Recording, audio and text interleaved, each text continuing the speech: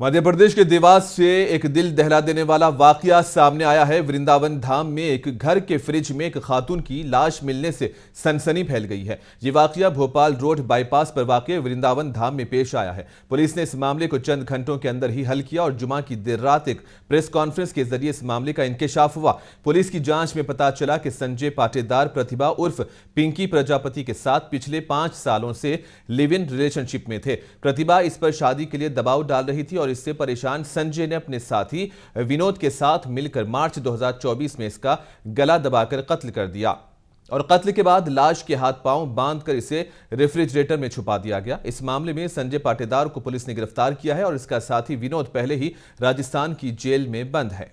तो विनोद दवे और संजय दोनों ने एक साथ मिलकर मृतिका की गला घोंटकर हत्या की और उसके बाद अपने इस अपराध को छुपाने के लिए रेफ्रिजरेटर था उसमें बॉडी को रखा